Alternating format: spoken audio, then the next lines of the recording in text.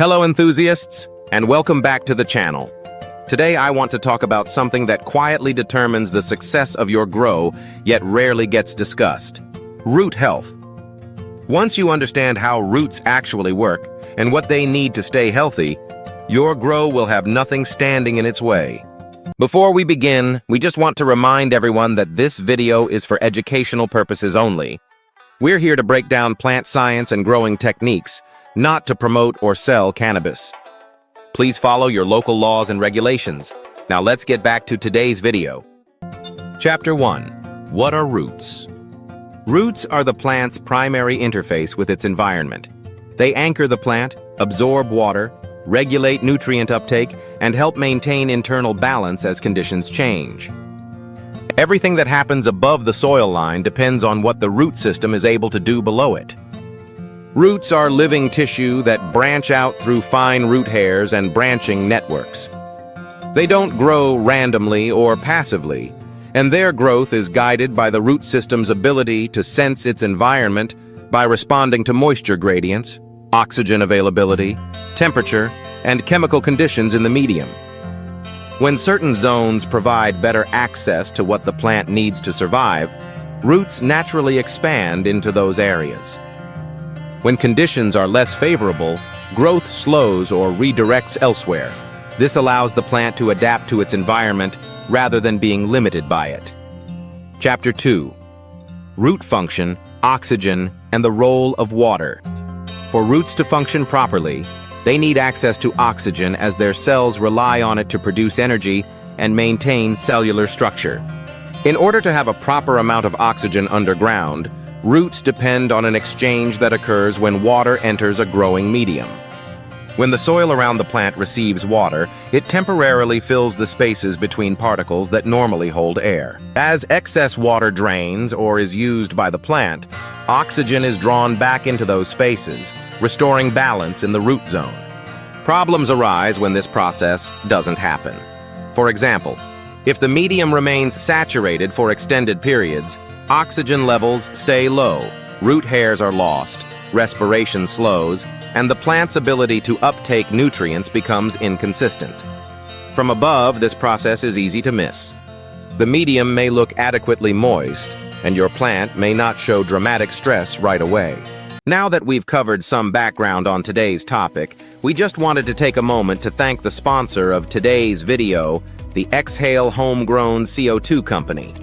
They offer one of the most practical and reliable ways to introduce natural carbon dioxide into your grow. For over 20 years, Exhale has taken the science of fungal respiration and turned it into a clean, controlled, and highly effective solution for indoor gardening. Each bag is thoughtfully designed to meet the needs of real-world growers, from small home tents to fully sealed commercial rooms. It's a true plug-and-play system. Just hang the bag above your canopy and the fun guy inside get to work, producing a steady stream of CO2. This is possible because inside each bag is a proprietary substrate that serves as the fungi's food source, along with a patented non-fruiting mycelium strain developed specifically for steady, reliable respiration.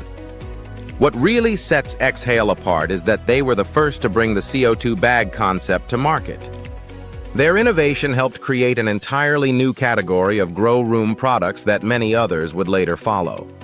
While plenty of imitators have entered the market, none match Exhale's consistency or quality. That's why every product carries the original CO2 bag seal.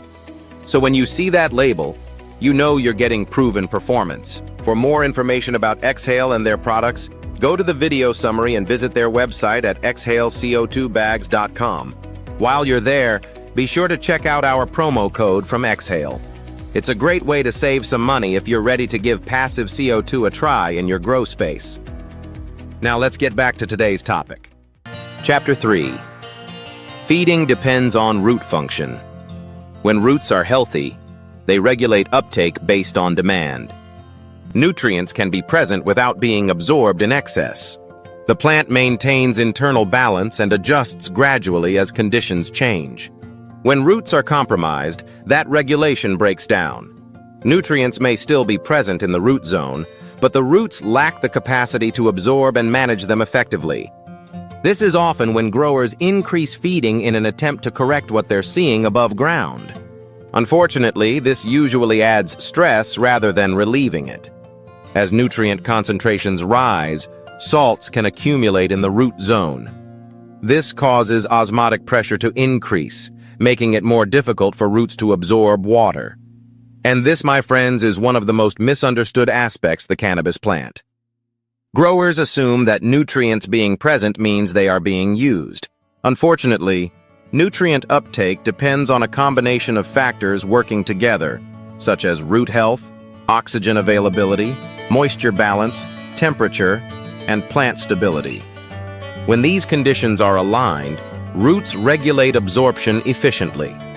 If this video helped you rethink your approach, make sure to like, subscribe, and hit the bell icon if you haven't already. And make sure to let me know in the comments what lesson you had to learn the hard way. As always, thank you so much for watching. Keep being awesome and stay curious, my friends.